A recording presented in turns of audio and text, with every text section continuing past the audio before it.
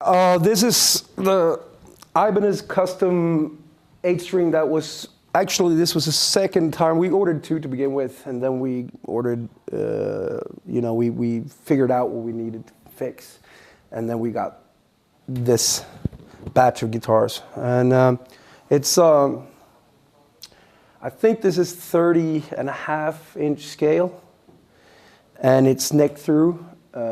Unfortunately, I have no idea what kind of wood selection we actually ended up with, because we went through a couple of options, and there's quite a bit of a different wood selection depending on what guitars we're talking about, because we've been switching it out for some of the 7s and stuff.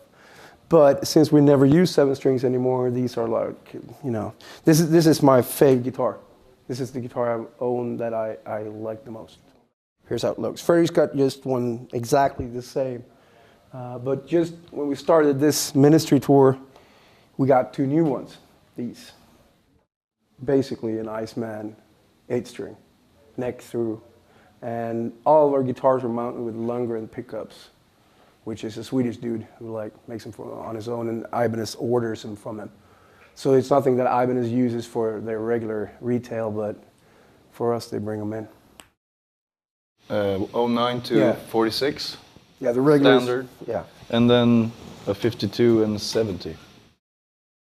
This is actually a bass string. Yeah, it is. All the songs are like standard tuning, but it's like as far as interval goes, but they're half a note down. That's a legacy from the earliest days of Meshuggah, when there was actually notes in the vocals, and sometimes it was easier when you could drop it half a note.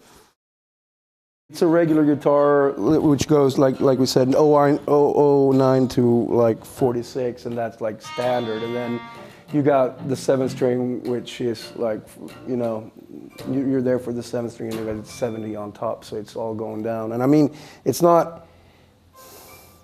People tend to think, like I was saying earlier, that this is all about having all this. It's just about creating a guitar where the tension actually and the measure actually is able to carry the tone. That's the whole deal. Here we have 09 to 46, first 6 strings, regular, nothing special. Then we have the 7th string for the B, or B flat for us, since it's like half a note down, and that's going down to the thickest string, which is a 8th, and it's a 070, and it's a bass string, and it's an F for us, but F sharp on a regular standard tuning. So there's, that's it. Oh, I mean, when we play like a 7-string, you play it like a normal metal guitar. Yeah. But I mean, when you play the 8-string, it's like playing a bass. So I mean, yeah, it's different. I mean, if you look at it, we've got away from it on the last album. If you look at it, you got your standard riff, and you're there's no big difference going from. Still holds together as far as tone goes, but it works, but it gets a lot muddier when you get down to. So you get down low, stuff starts to separate, but it's still cool to use. So on Nothing and all the other stuff, we really didn't chug anything on the 8th string. That we actually do on the new album. So there's a couple of songs, and Electric Red, the verse is, it's not really chugging, but it's using the same, low frequency rumble. Yeah. So that's the tone. Line 6, Beta 2. Only. Yeah. We don't have any pedals. We used to. We used to run through TC Electronics into a head just to boost the signal. We don't do that anymore, and it's kind of a relief to get away from all those small boxes you have to mount and worry about when things crap out. Line 6, Beta 2. Only. Yeah. We don't have any pedals. We used to. We used to run through TC Electronics into a head just to boost the signal. We don't do that anymore, and it's kind of a relief to get away from all those small boxes you have to mount and worry about when things crap out.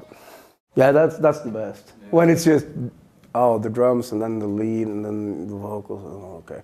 And then you do a demo of it on the computer. That's the best. But a lot of times, like Fredrik's saying, you get, great fucking riff, but you don't really have the drums, or you hear like really cool drums and you program it. But I mean, the way we do it, it's not like we try it out. Yeah. It's just like you hear it in your head, you get it down on the computer or whatever, is close at hand. It might be a cell phone with a voice, like recorder or whatever. Just get the idea down and try to work it out.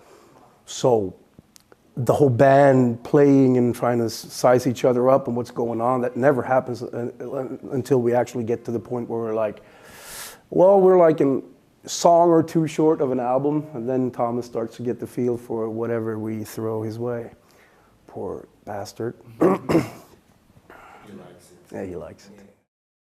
We rarely rehearse and never, I mean, the practice I get from guitars, like playing the songs while writing them, and then playing the songs while recording them, and then rehearsing for the road. And then all I do playing guitar is just sitting in the couch in front of the TV going.